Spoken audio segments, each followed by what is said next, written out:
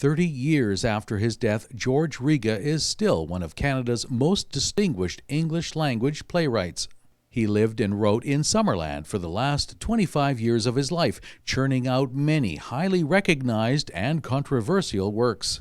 At an informal gathering, former friends, neighbors, and colleagues of George Ryga took the opportunity to share with us their insights of knowing the man behind the typewriter.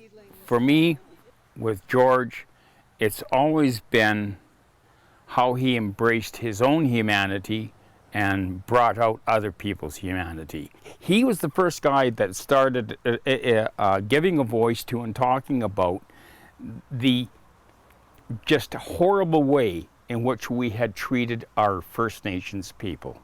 Marginal Arts Festival Society President Peter High worked with Riga at the Vancouver Playhouse and published Riga's play The Ecstasy of Rita Joe in 1970.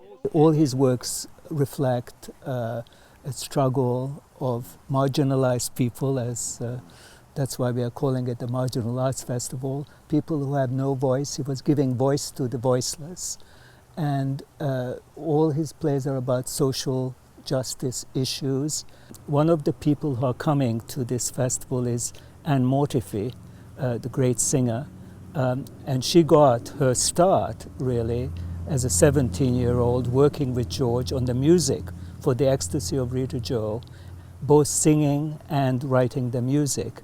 And she will be here, both giving a workshop and also singing in a tribute to George Ryga. For all the years George and Norma Ryga lived in Summerland, their home was open to neighbors and travelers who were all treated like family.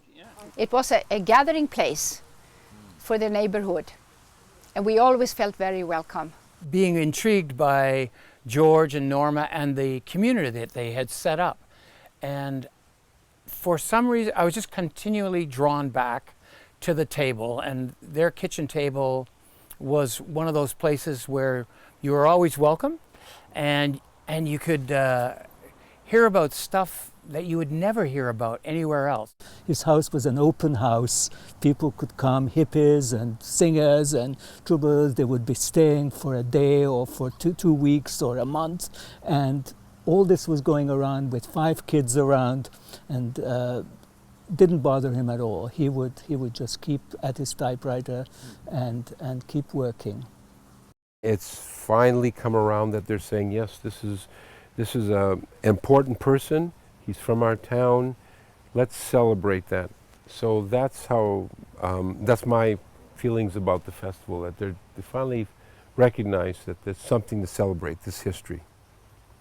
I'm interested to see how this festival will kind of contribute to that memory, to that genius. September 1st to the 4th, the Marginal Arts Festival in Summerland will feature performances, workshops, play readings, and film screenings.